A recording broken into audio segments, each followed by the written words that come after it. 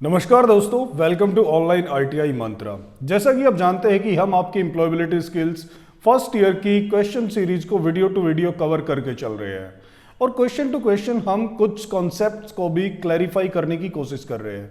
देखिए, concept clarification का फायदा ये है कि अगर एग्जाम में क्वेश्चन को थोड़ा सा तोड़ मरोड़ के दे दिया जाए, थोड़ी अल्ट्रेशन के साथ में आपको दे दिया जाए, तो भी आप उस क्वेश्चन को आसानी से सॉल्व कर सकते हैं।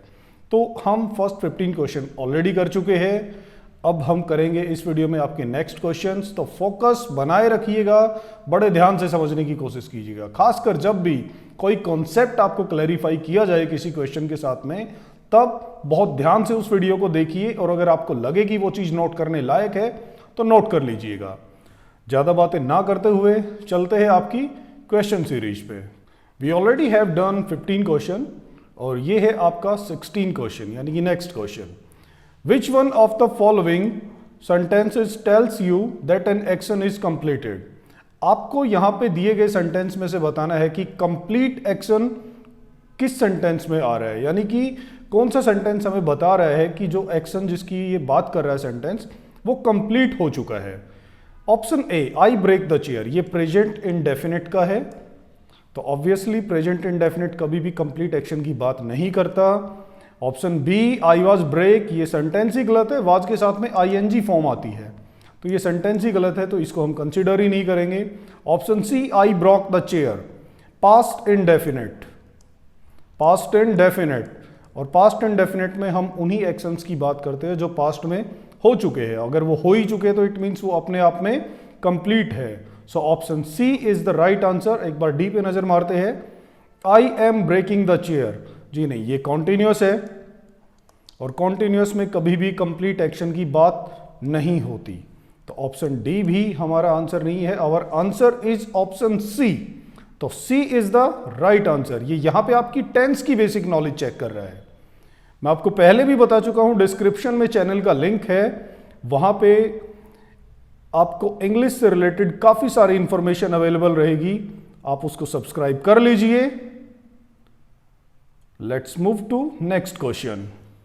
Question number 17, which one of the following is a describing word. Describing word, जब कभी भी आपको डिस्क्राइबिंग वर्ड की बात पूछी जाए तो मान के चलिए कि आपसे एडजेक्टिव के बारे में पूछा जा रहा है।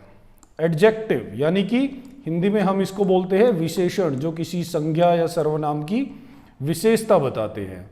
देखिए, ईट एक वर्ब है, तो ये एडजेक्टिव नहीं है, ए हमारा ऑप्शन नहीं है। रिपेयर भी एक वर्ब है, तो इसको भी हम नहीं आंसर कंसीडर कर सकते। हॉट, हॉट के थ्रू आप काफ़ी चीज़ें डिस्क्राइब कर सकते हैं, जैसे कि हॉट वाटर, हॉट वेदर। इसी तरीके से हॉट एक डिस्क्राइबिंग वर्ड है, so option C is the right answer. Option D में जो सूप है ये एक नाउन है, जब ये नाउन है तो ये एडजेक्टिव नहीं हो सकता, so option C is the right answer. Question number 18, और क्वेश्चन नंबर 18 में हमसे पूछा गया है fill in the blanks with the correct describing word. Again हमें डिस्क्राइबिंग वर्ड यानी कि एडजेक्टिव बताना है। ओके, किसके लिए? This is a dash hammer.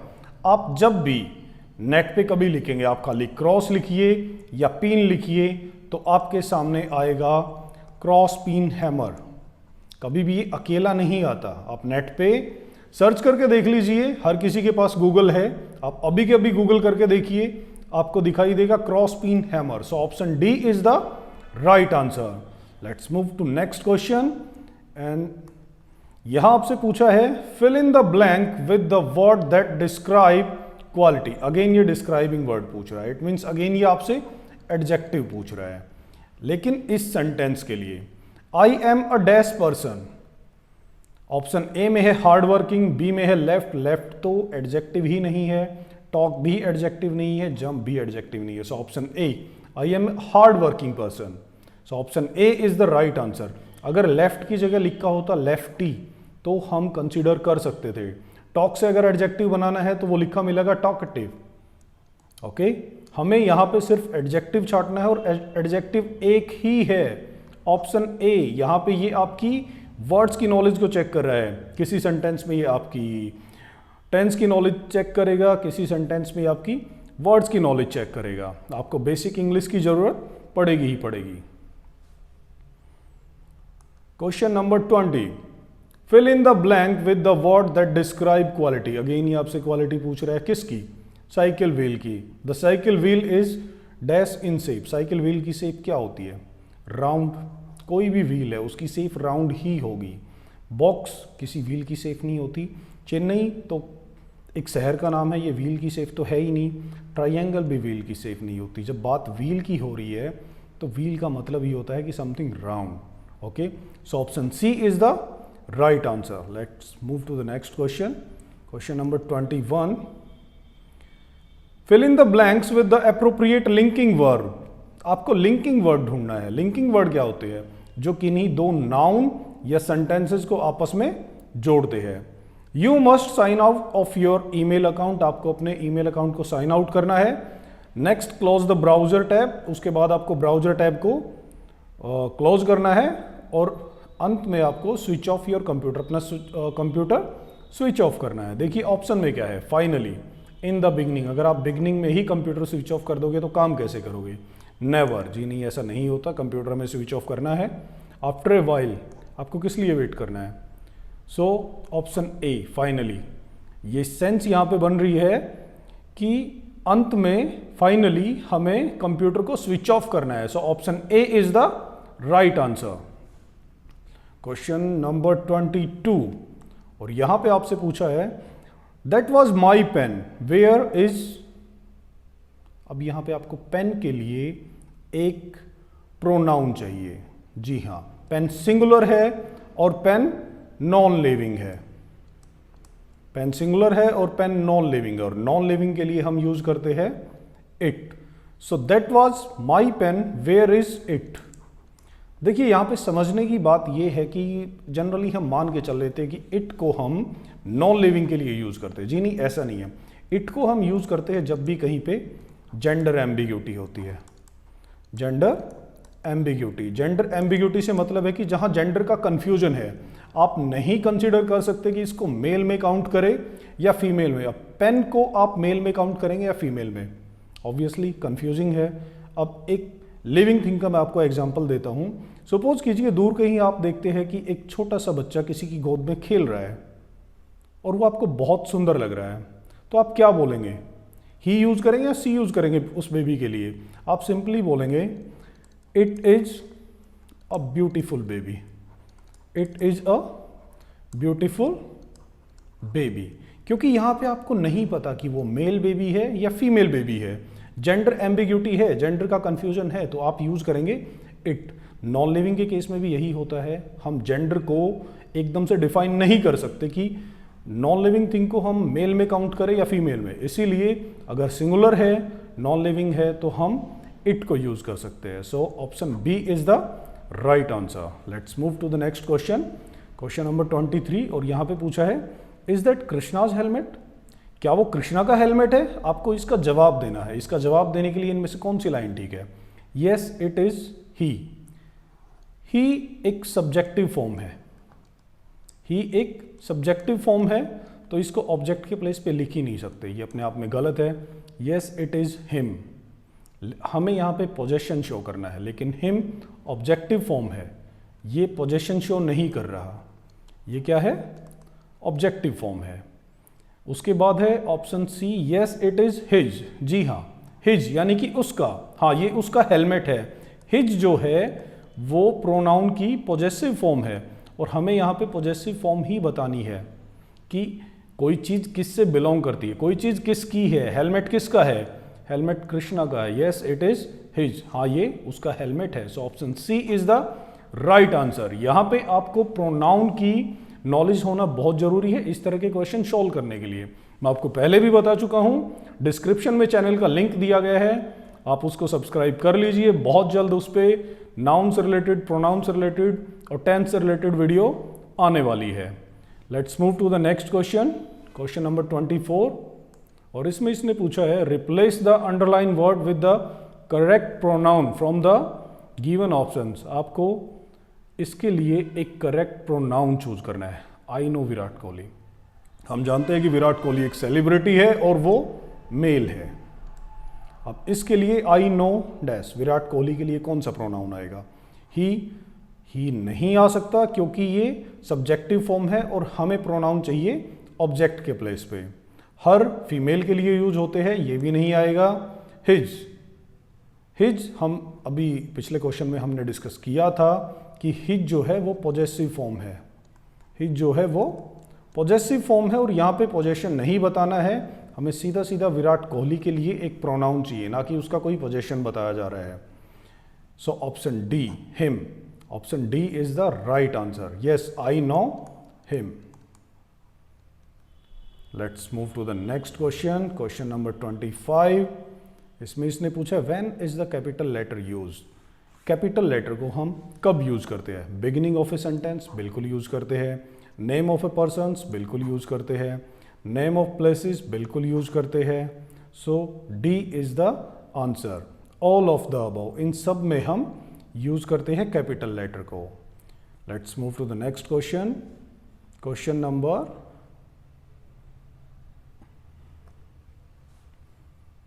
26। Which punctuation mark should be used in the following sentence. आपको पंक्चुएशन मार्क बताना है कि इस सेंटेंस में कौन सा आएगा। Is there any site engineer here, इसमें ये सवाल पूछ रहा है। वर्ब बिल्कुल शुरू में दी गई है तो इट मीन्स ये इंटेरोगेटिव है और इंटेरोगेटिव के एंड में आता है question mark. So option A is the right answer. Let's move to the next question, question number 27। और इसमें इसने पूछा है which of the following is a sentence with the correct punctuation. ये जो सेंटेंस दिए गए हैं आपको, इसमें हमें चेक करना है कि पंक्चुएशन मार्क किस में करेक्ट तरीके से यूज किए गए हैं। Option A, the box is full of nuts, bolts, screws and nails. Commas अपनी जगह पे बिल्कुल सही है और फुल स्टॉप भी अपनी जगह पे बिल्कुल सही है और कनेक्टिंग वर्ड भी अच्छे से यूज किया गया है।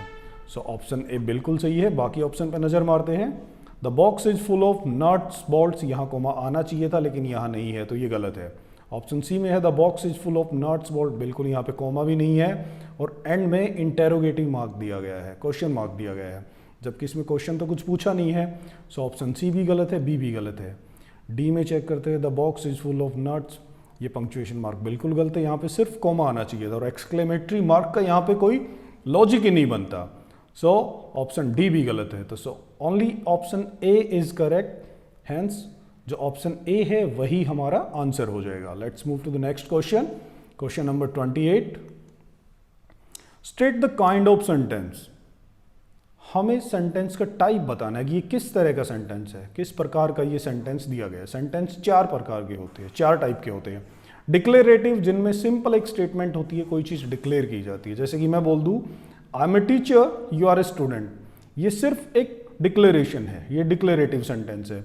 इंटेरोगेटिव में हम सवाल जवाब करते हैं, जब किसी से कुछ सवाल किया जाता है तो उसको हम करते हैं इंटेरोगेटिव की कैटेगरी में फिट।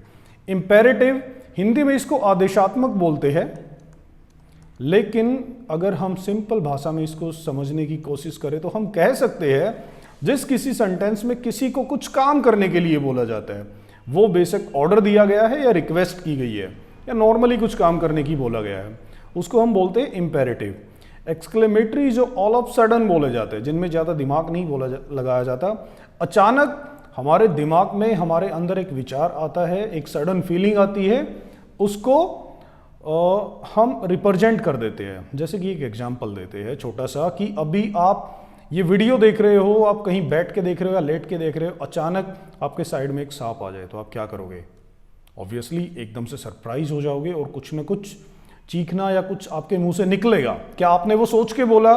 बिल्कुल आपने वो सोच के नहीं बोला। तो उस तरह की फीलिंग जब एक्सप्रेस करते हैं किसी सेंटेंस में, उसको कहा जाता है एक्सक्लेमेटरी, ये इसका मार्क होता है।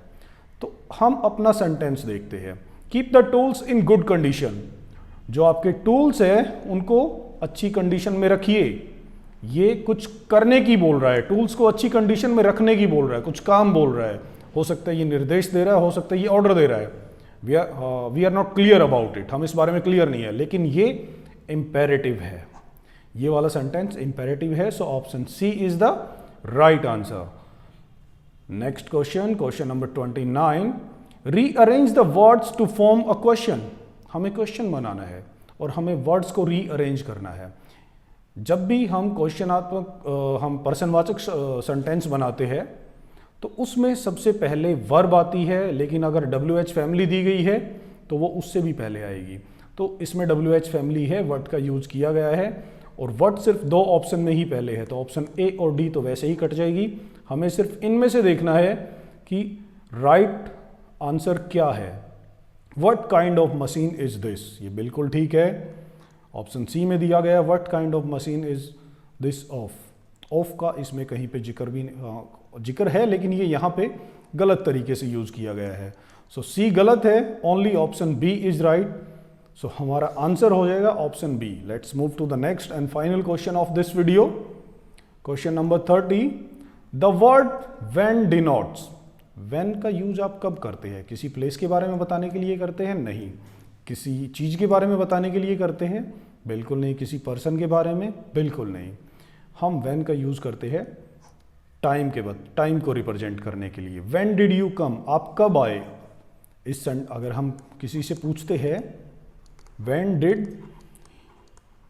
यू कम, आप कब आए, इट मीन्स हम उससे टाइम जानना चाहते हैं कि आप कब आए, और हमने इसके लिए व्हेन का यूज किया। So when is used for time. So option D is the right answer. बाकी क्वेश्चन हम नेक्स्ट वीडियो में करेंगे। जो भी कॉन्सेप्ट आपको बताए गए हैं उनको आप नोट कर लीजिए और डिस्क्रिप्शन में जो चैनल का लिंक दिया गया है उसको सब्सक्राइब कर लीजिए, ताकि बार बार आपको कॉन्सेप्ट बताने की जरूरत ना पड़े। आप इंग्लिश के कॉन्सेप्ट्स को वहां से बड़े अच्छे तरीके से लर्न कर पाएंगे।